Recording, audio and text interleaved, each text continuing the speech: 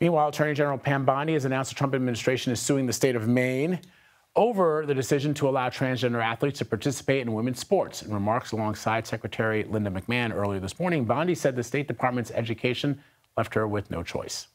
We tried to get Maine to comply. We don't like standing up here and filing lawsuits.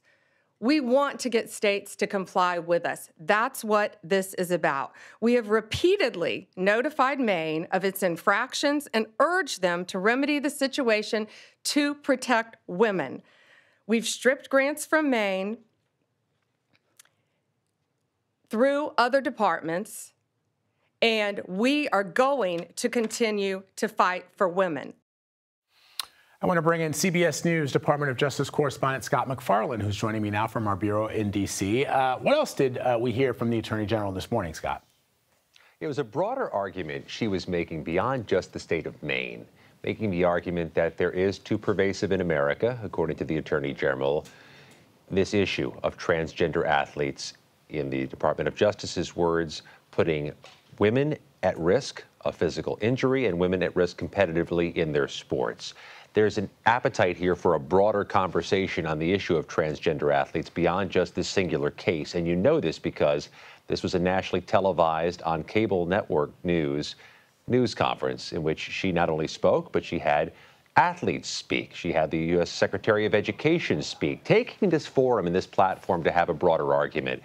The lawsuit is a civil lawsuit between the Department of Justice against the state of Maine. They're alleging the state of Maine has state laws and state protocols and a state organization inside the government that are permitting transgender athletes to compete at high school levels. But Vlad, this is just a spark, just an initial conversation that the Trump administration is very keen on having as often as possible. So this comes less than a week after a judge issued a temporary restraining order and demanded the federal government unfreeze any education funds that were being withheld. How does that factor in here?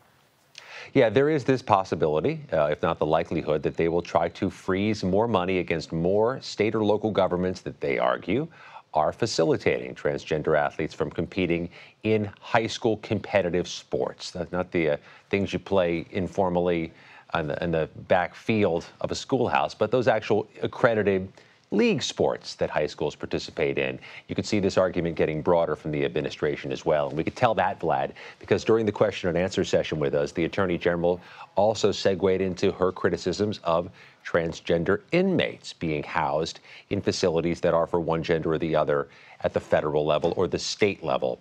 This, again, is a broader conversation the administration wants to have, which was what gave rise to this being a press conference for what is really a boilerplate civil lawsuit, of which there are thousands filed every year.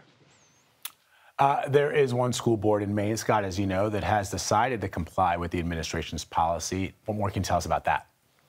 Yeah, trying to find any division inside a state, inside a community is important for these lawsuits, important for the argument that the administration's trying to make. But they went straight ahead against Maine state leaders. You'll recall famously a few weeks ago, the governor of Maine counterpunched President Trump's criticism of the state, saying, "We will see you in court, Mr. President, over this issue of transgender athletes."